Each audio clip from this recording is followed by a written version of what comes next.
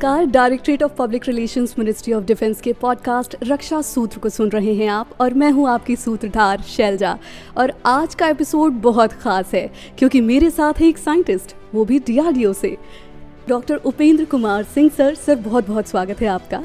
धन्यवाद। Doctor Upendra Kumar Singh sir हमारे साथ सीधे दिल्ली के DRDO मुख्यालय से जुड़ रहे हैं। आप defence research and development organisation यानी DRDO के सोल्जर सपोर्ट सिस्टम क्लस्टर के डायरेक्टर जनरल हैं। दोस्तों, सोच कर देखिए, कल का फ्यूचर सोल्जर शायद किसी साइंस फैंटेसी स्टोरी का हीरो लगे, लेकिन उसकी कहानी लिख रहे हैं हमारे देश के वैज्ञानिक। और हर नए इनोवेशन के साथ ये सपना, ये सोच थोड़ी और हकीकत बनता जा रहा है।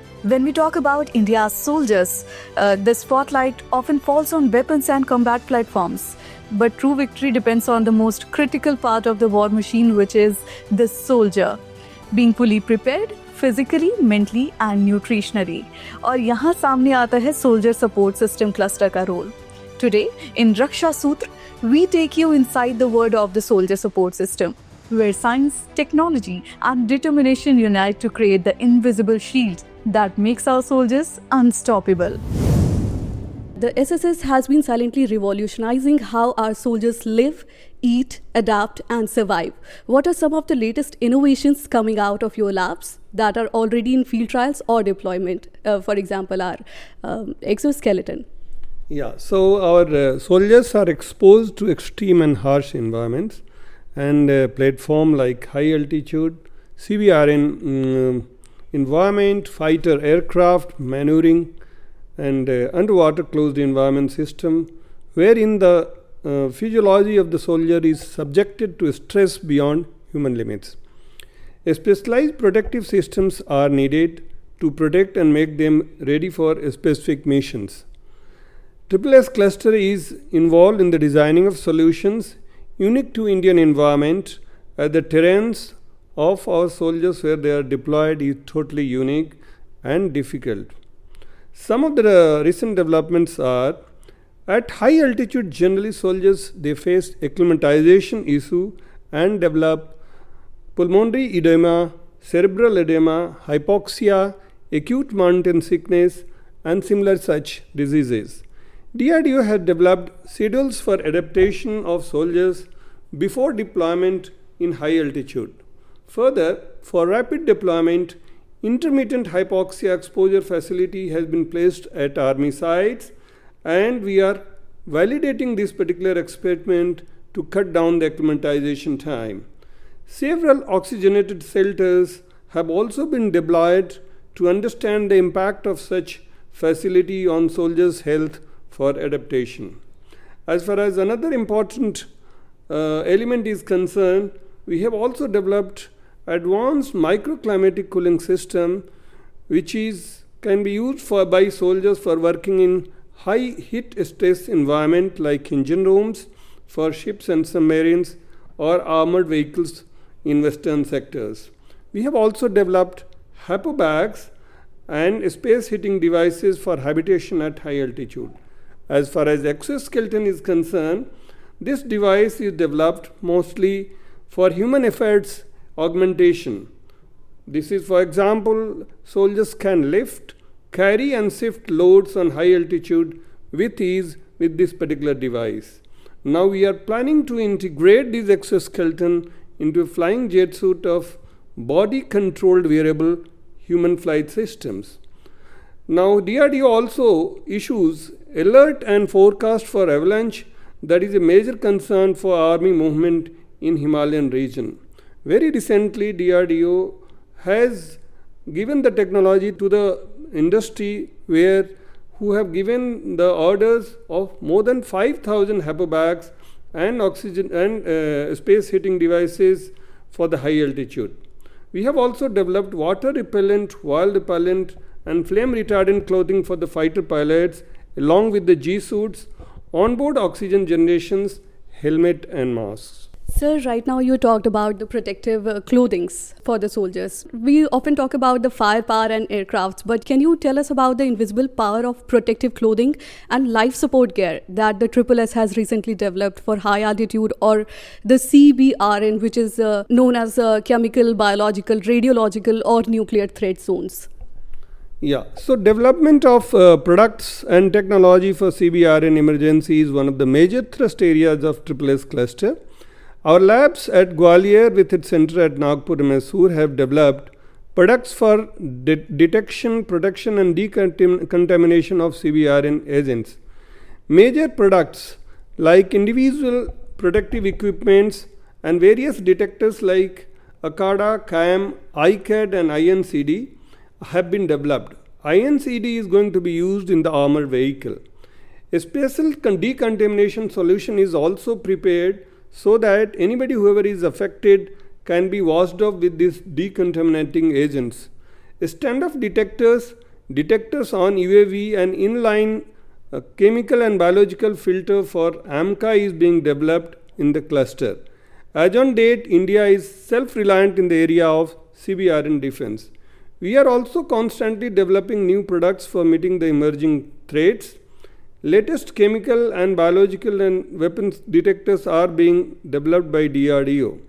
Biosampler, biotrigger and biodetectors are getting developed as an integrated package which is going to be unique in its own product line. Sir. And recently we also heard about the HimKavach, which is tailored for temperature ranging from 20 degrees Celsius to bone chilling minus 60 degrees Celsius and designed for extreme cold conditions. Can you tell us a little more about that? So HimKavach has been basically experimented and limited user trial has been conducted. It will save our soldiers from 20 degree to bone chilling minus 60 degree, which is extreme cold condition, which was introduced in January 2025. This is one unique example of DRDO or industry synergy which has been exploited by the DRDO to develop this product in the shortest possible time. 3 layers version is already inducted in the ITBP and 7-layer version is going to undergo wider user trial in this winter, which will ensure safety from high chill factor. 3-layer sleeping bag has also been developed and will be under wider user trial in the time to come. क्योंकि समय की demand है, artificial intelligence का आज का ज़माना आ चुका है, तो is the SSS cluster working with AI or sensor based systems to monitor the soldiers' psychological and physiological state in real time during operations? हाँ, हम लोग AI और मशीन लर्निंग का यूटिलाइजेशन कर रहे हैं, क्योंकि आज का ज़माना ऐसा है जहाँ AI और machine learning and deep learning को बिना यूज़ किए हुए चीज़ों को बहुत कुछ सुलझाया नहीं जा सकता है. Presently, in fact, DRDO has developed a bio-based, which is sensor-based system, which can monitor physiological state by acquiring and monitoring parameters such as ECG, heart rate variability, SpO2, temperature and body posture with real-time inference of soldiers' health. These are customized for Indian astronauts for health monitoring, for Gaganyaan mission and also for firefighters health monitoring. Systems like exoskeletons are developed and AI algorithms are integrated in the system to provide the natural rhythm to the actuator for predicting the current gate cycle. AI and ML techniques are also used to predict avalanche occurrence, and it is being used for the personal selection systems. Right, sir. Sir, जब हम देश की बात करते हैं 2047 तक हम विकसित बनने की बात करते हैं, तो ऐसे में DRDO का फोकस सोल्जर्स को फ्यूचर सोल्जर्स बनाने का है, सोल्जर्स 2030 का है. तो what is your vision of a fully DRDO equipped Indian soldier in 2030? What changes would a jawan or officer notices in terms of support, protection and performance? Yes, you are right, where we have made the roadmap up to 2047, and first I'll be talking that what will be our short-term goal and then long-term goal. DRDO works on protection, detection, diagnostic, therapeutic solutions for soldiers, physical and cognitive sustenance and enhancement in the very hostile conditions. Future Indian soldier is expected to have much more physical and cognitive enhancement capability with the help of advancement in AI and sensor system, especially with human-machine interface collaborative augmentation playing a bigger role. I foresee development of soldier as a system with 100% situation awareness about himself, his colleagues and his adversaries. Humanoid is under development with consortium of lab in the DRDO in next 3 to 4 years. Embedded sensors will be the norms rather than one-off solutions as it is shown by Neuralink by Elon Musk. A person with 360-degree vision and awareness is what is coming to be there in the future for the soldier. Future soldier is expected to be hyper-connected, tech-augmented war fighter who operates seamlessly along with AI systems, autonomous drones and robotic units capable of executing mission with greater precision, speed and safety. DRDO envisages the future soldiers to have a smart suit with exoskeleton technologies for higher load carrying capability with short flying capabilities. It also will have AI integrated life support systems embedded with sensors for health, position and injury status and integrated augmented reality helmets. Yes, sir. Since we are talking about technology, innovation, and future, now it's time to talk about the human engineering part. Can you talk a little bit about human engineering? Can you elaborate on how this approach is reshaping the way we train and equip our soldiers, not just physically, but mentally too? Yes. So, human is an integral part of any weapon or platform designed for military use. Recently, a policy has been introduced in DRDO to make it mandatory to include one chapter in all the PDRs of new projects being undertaken on human factor integration and human reliability assessment. Also now, DRDO is working on developing platform-specific models for giving advanced cues to the designer for integrating human factor in design of weapon systems and platform. Ergonomics is going to play a big role where the products are supposed to get designed so that the human is able to use it as per his convenience.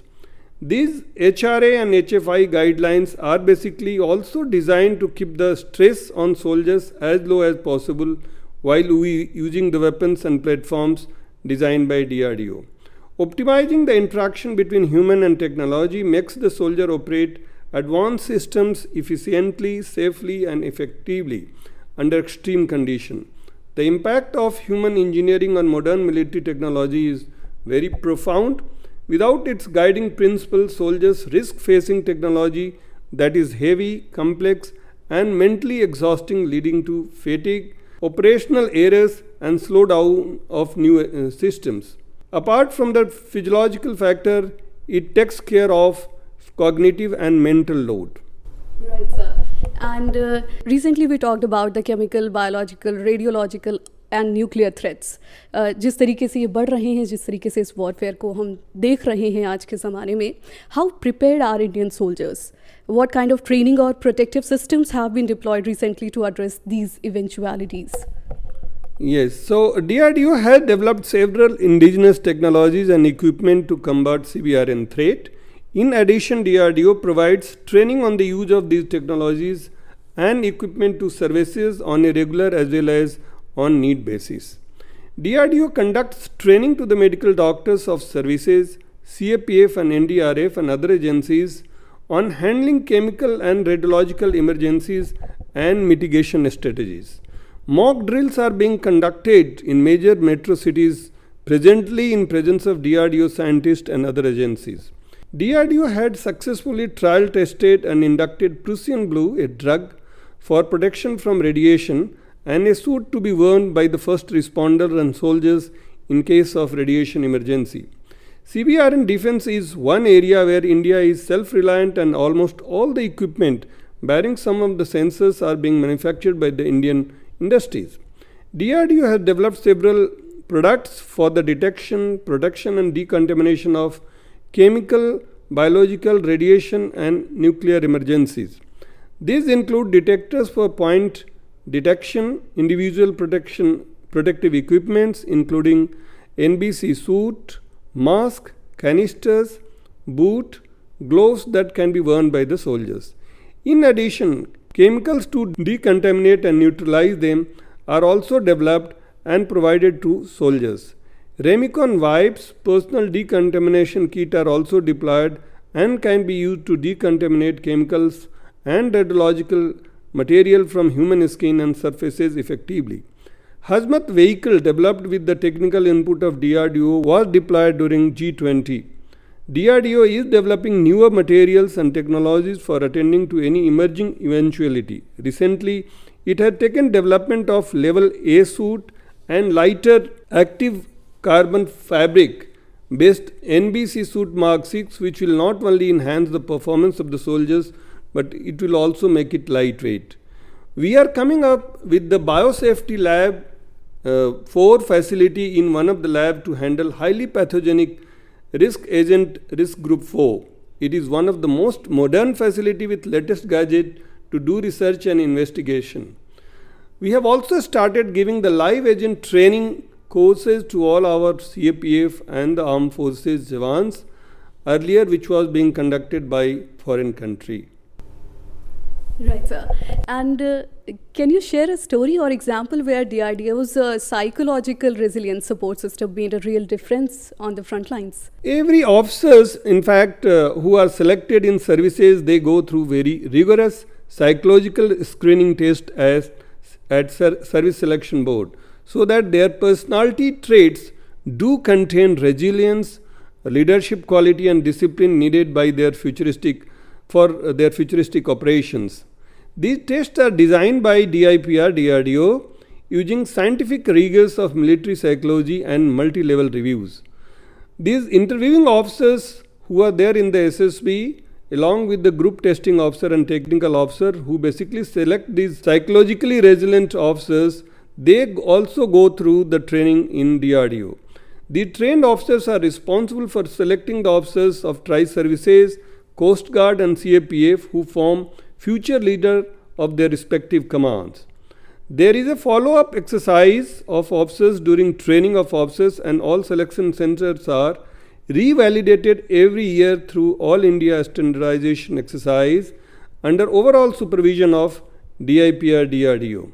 DRDO conducts regular wellness enhancement campaigns for the troops, officers and their families. Psychological education was also imparted using Chunauti movie and combat application developed through DRDO. The campaign was well received by the target population as expressed through their positive feedback. Incidences of Doklan standoff in 2017 and Galwan Valley skirmishes in 2020 has enough story about the operational resilience of our soldiers. Correct, right, sir. And how do SSS labs work with the armed forces during the R&D stage? Because we already talked about the modernization part, we already talked about the upgradation part. Now it's time to talk about the R&D part. Are soldiers part of the feedback loop for new technologies? Yeah, our soldiers are always part of our development. In fact, R&D in DRDO happens majorly under 3 types of projects called mission mode, technology development mode, and science and technology modes. Besides, projects are also taken as product support and infrastructure mode.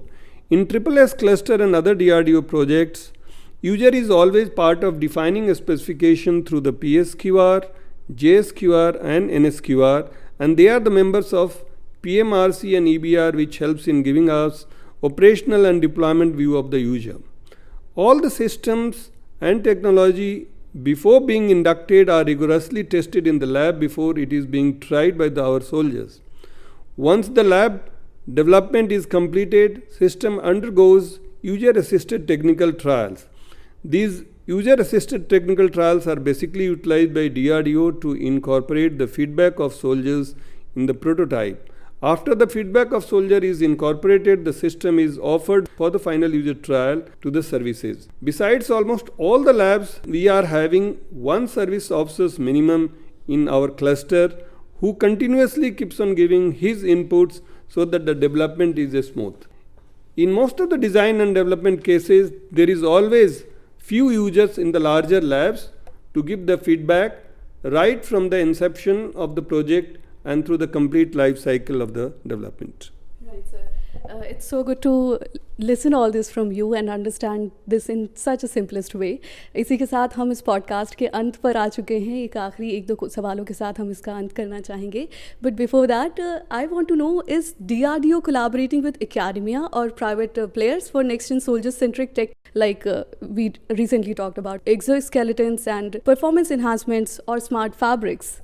Yes, in fact, industry is always our partner once we develop our products. So we are giving transfer of technology to the industries, and they are the people who are basically producing in large number, which goes to the armed forces. So this is the mechanism which is already in place. So DRDO is actively collaborating with both academic institutions and private industry to develop next generation soldier-centric technology, including exoskeleton, performance enhancement systems, smart fabric, and development of simulation models for various configuration.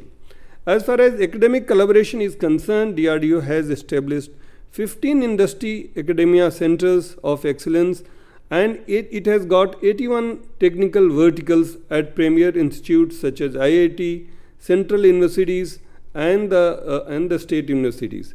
These centers focus on interdisciplinary research in advanced defense technology. For instance, the smart and intelligent textile vertical at IIT Delhi is developing smart suits with printed sensors and inter-sensor communication. Additionally, IIT Kanpur, the Center of Excellence, is engaged in research areas such as bioengineering, high material development, advanced nanomaterial, which are crucial for developing soldier-centric technology. Industry can also contribute here to the Center of Excellence research along with the academic research. There is a provision for funding industry also.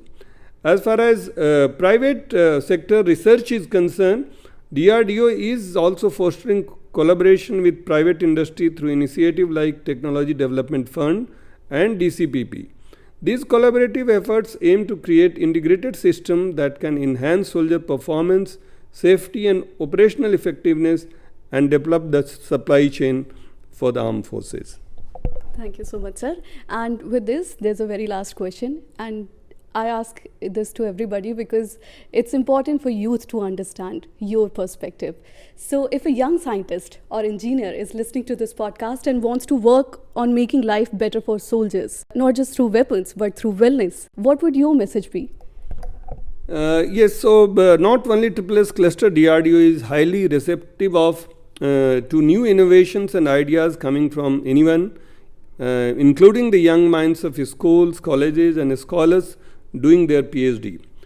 We conduct yearly scheme of Dare to Dream, in which students can directly participate, give their ideas on the real life solutions for the problems projected by the technology group.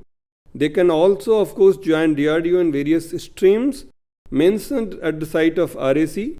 There are more than 500 students who are working on DRDO projects through the Center of Excellence. There is a recent provision promulgated by the DRDO where the paid internship up to 6 months for recent graduates are also there, where they can give their ideas and participate in the development of soldier-centric technologies. Thank you so much, sir, हमसे बात करने के लिए, हमारे लिए समय निकालने के लिए. Thank you. Thanks a lot. तो दोस्तों, बस यही तक था आज का सफ़र. एक ऐसा सफ़र जिसमें हमने जाना कि हमारे देश के हर एक फौजी की जिंदगी सिर्फ बंदूक या बारूद तक सीमित नहीं है, बल्कि DRDO का सोल्जर सपोर्ट सिस्टम क्लस्टर उन्हें हर तरीके से सपोर्ट कर रहा है, फिजियोलॉजिकली भी और साइकोलॉजिकली भी. ये क्लस्टर एक इनविजिबल ढाल बनकर हर हाल में हमारे फौजियों को जीतने का जज्बा दे रहा है. आप सुन रहे थे रक्षा सूत्र. यहाँ हर रविवार हम लेकर आते हैं एक नई कहानी, एक नए मेहमान से होती है मुलाकात और हम जानते हैं डिफेंस सेक्टर से जुड़े एक नए पहलू के बारे में. सलाम है देश के हमारे सभी सैनिकों को, सभी फौजियों को, फिर वो सरहद पे हूँ या फिर DRDO की लैब्स में. फिलहाल के लिए मुझे दो इजाज़त. मिलती हूँ आपसे अगले एपिसोड में. धन्यवाद. जय हिंद.